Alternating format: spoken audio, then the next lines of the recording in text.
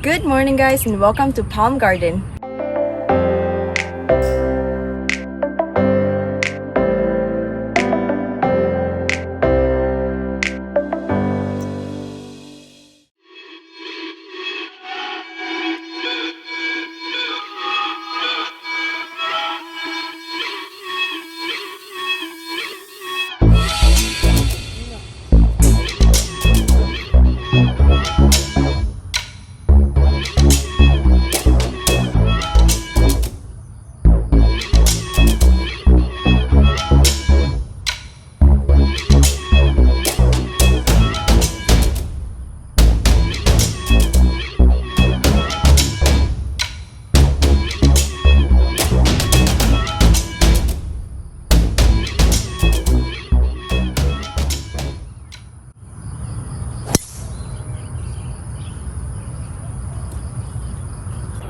So as you guys can see, this fairway has a lot of undulation, and even though I hit it towards the right side, it still ended up on the left side of the fairway.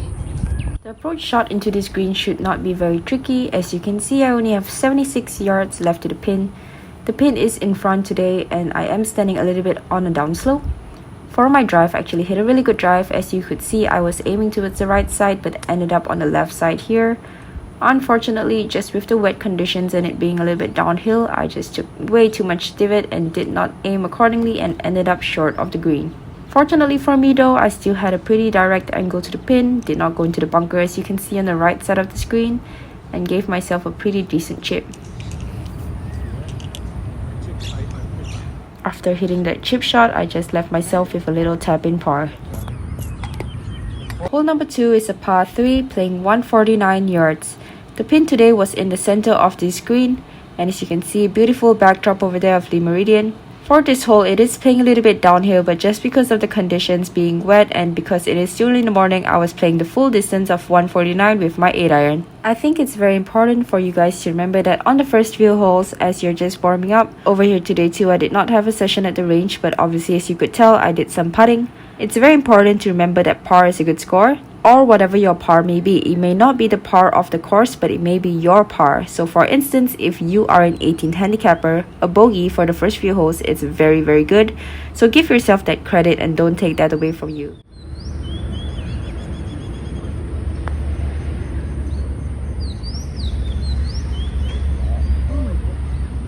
Moving on to hole 3, which is a par 4.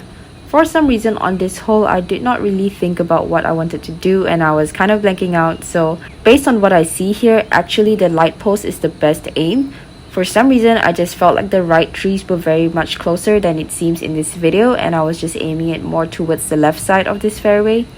But there's actually a ton of room both sides, so you can definitely choose the light pole as a good target. Of course, depending on your shot shape, you have to take that into consideration as well. As I said, I wasn't really focused on this tee shot and ended up not hitting a good shot. And that's what happens when you are not focused over tee shot. So always remember to choose your target and make sure that you're ready to hit before you hit. I just shut my face on that one and I went left. It kicked left, so I think I still have a spot, so I'm just going to try and get it out there and we'll see if we can get on the green. So a bad tee shot left me in a little bit of trouble, but as I said, I'm going to try to get myself out of it. So what I decided to do is to try and play a draw around that first tree right in front of me. Obviously, you could have gone for the fade option as well, but as you can see, there's a few overhanging leaves. So when you play a fade, obviously it's going to go higher. And with that, those leaves actually come into play. Whereas with a draw, as long as I started down the right line and don't hit those trees, I knew that I was going to get a better chance of going closer to the green and definitely taking those trees out of play.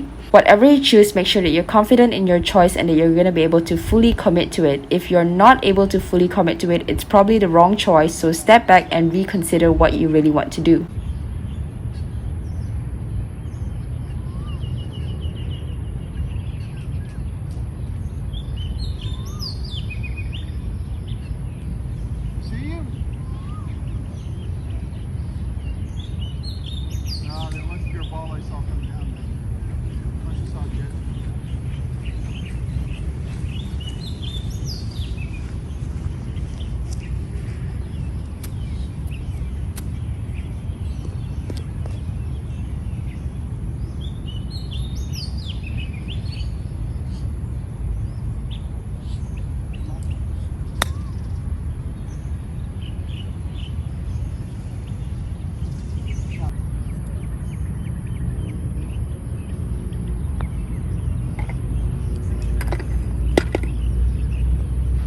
4 is a par 5 and it is a pretty unique one. On the left and right side of the fairways, as you can tell, there are bunkers surrounding it, so you do need to hit a pretty straight shot. If you're not confident with your driver, it's not necessarily the shot to hit here. You can basically hit whatever goes the straightest.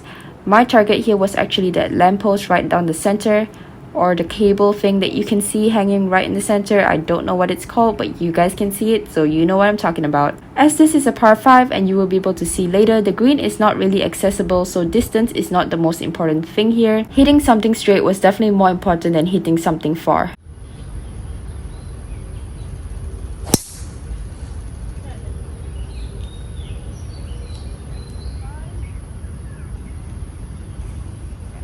Great shot.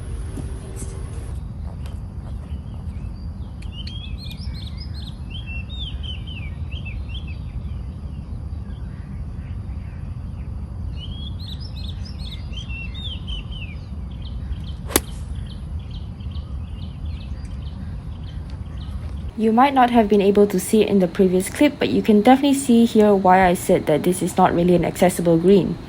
It's sort of like an island green. You basically do not have much landing area, especially with the pin today being in front. There is no chance of you going on this green and it staying. The best chance is probably for you to end up in that bunker behind the green, which then again, from where I am right now, it's not a bad spot to be versus the bunker over the green. As I said, on this hole, hitting it straight is definitely more important than hitting it long.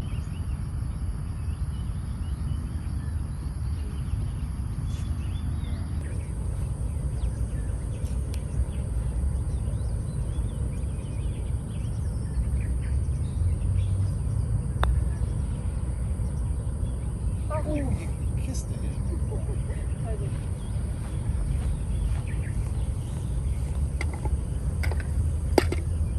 Hole 5 is another par 5, and this one is a little bit of a dogleg left tee shot. There are bunkers down the left and the right side, but you cannot reach those bunkers down the right side, which is almost like the center of the fairway. So the perfect aim here is actually towards the left side of that apartment building, because I didn't realize that towards the left side, past those slopes, the ball actually kicks pretty far right, so you do want to keep it towards the center left of this fairway. So I didn't realize there were these steep hills over here. Just drive the bunker and my ball just kicked down here, but I think I still got an angle. So as I said, I got a little bit lucky there, and I've got an angle right between this sticky tree on the left and this big tree on the right side. Because this lie is going a little bit uphill, I decided to hit a 3-wood because I know that that would obviously go a little bit lower than my 5-wood, so I would not have to worry about that tree in front. So right now my target is simply the center of that roof and just hitting a good shot and letting it go as far as possible, because it was definitely still a really long ways to the green.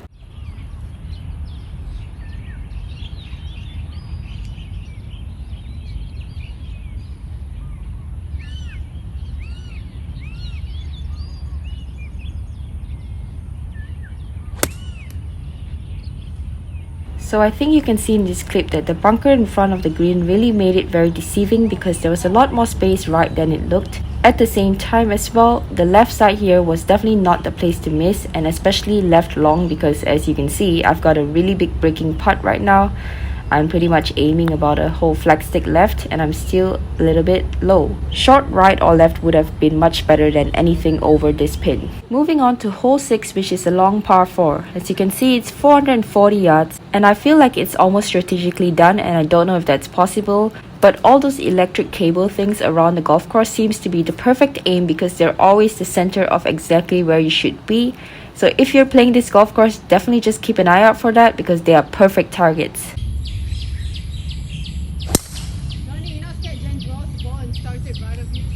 No, she can't shine. If I shot it right of Dondi, that's not a draw, that's a shame. So as I don't play this golf course a lot, I don't really know what was up there. All I knew was that it's not only a long shot, but there's a whole ton of bunkers in front of the pin. So my idea was to hit it left of those bunkers, so if anything, I had a putt going uphill to the pin. Looking back at this video, I think there was a reason why that lamppost was right behind this pin, because as I just said, the lamppost always seems to be the perfect aim on this golf course, and there was actually a lot more space down the right side than it looked, and everything left actually kicked left. So the aim here definitely should have been more right versus left of the pin, and obviously that's something I didn't know, but if I were to play this again, I would have definitely aimed a lot more right. So as I said, everything left of this green actually kicks left into this little hole ravine thing on the left side. As you can see, there is a big slope down the left side, so anything right was definitely a lot better than left. Of course, I still have an uphill chip here, but at the same time, it's also a slope that's breaking left to right and then right to left. The pin is right after the slope, and the place that I'm at is actually pretty wet. So for me, I really wanted to hit this a little bit of a harder, higher flop shot and just let it fly further, but it ended up just getting stuck and definitely did not do what I thought it was going to. So as I said, just would have definitely replayed this hole and not played it the way that I did. Especially after a really good tee shot right down the center. There were definitely some course management errors on this hole.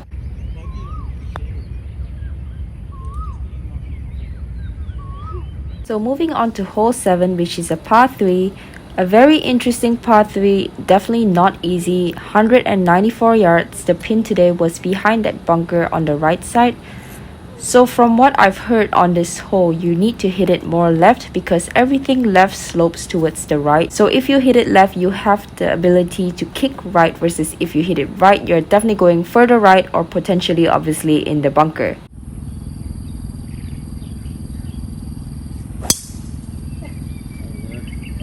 You got a safety net up for Gandhi. Kick right. So as you can see, even though I did not hit the best shot there, I'm just left of the green. And also, if I had hit it just a little bit harder, as you can see just behind me, there is a big slope over there. So there was a potential that it would have kicked even further right and potentially even get onto the green, which is what one of my other flight mates did.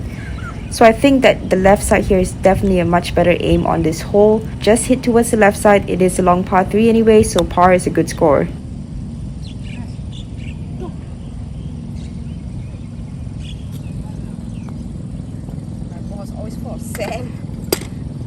Hole 8 is a pretty short par 4. As you can tell, bunkers down the left side, and actually there is so much more room down the right side than it looks.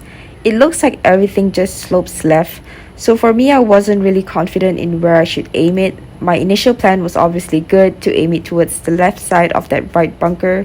But when you're not confident, even though you have a good plan and you don't swing freely, chances are you're not going to hit a good shot anyway. So having a good plan is important and it's the first step, but committing to the plan is actually much more important than the actual plan itself.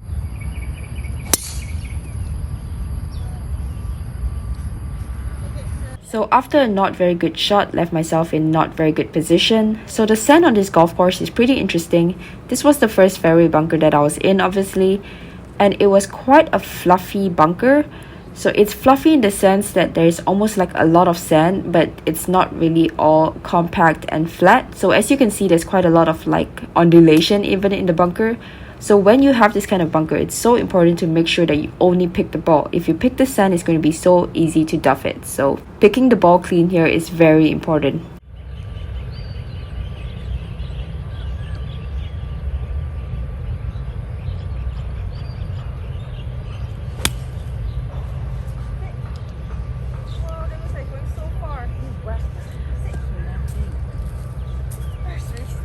I didn't want to go under the sand.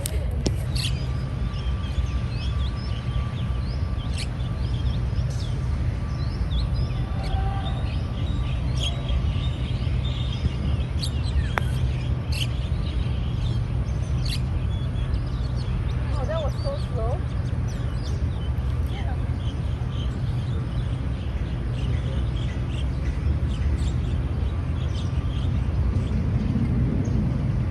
And we've reached hole 9 on the Eugenia course. So hole 9 is a little bit of a narrow tee shot again. Left side is lined with bunkers, so you do want to go more towards the right side of this fairway, even though obviously it looks like there are trees. Anything on that upslope there is going to be OB, so you want to keep it left of that small tree, but anything that you hit right and towards that slope will kick down, versus if you hit it left, you're definitely going into a bunker. So you do want to keep it down towards the right side of this fairway. Okay guys, today we're working on shoulder mobility.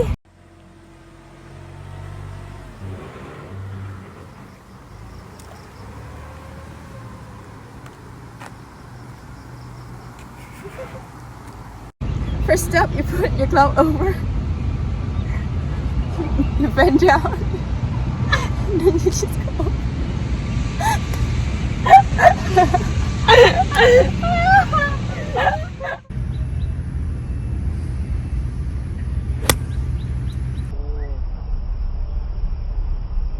missed it. So all jokes aside, really did hit a bad shot there, just short-sighted myself, but you know what, that's golf. Like I said, you're not gonna hit perfect shots all the time. In fact, you're probably gonna hit more not perfect shots than you do hit perfect shots. So just find a way to recover when you can, get the ball in the hole in as little strokes as possible, and don't forget that you're meant to have fun when playing golf. So I hope you guys stay tuned for the next vlog, which will be the back nine of this golf course. There are some very pretty holes there and some animals as well. So I hope to see you guys then. Don't forget to like this video, subscribe to my channel, and turn the notification bell so that you never miss an episode of Golf with Jen.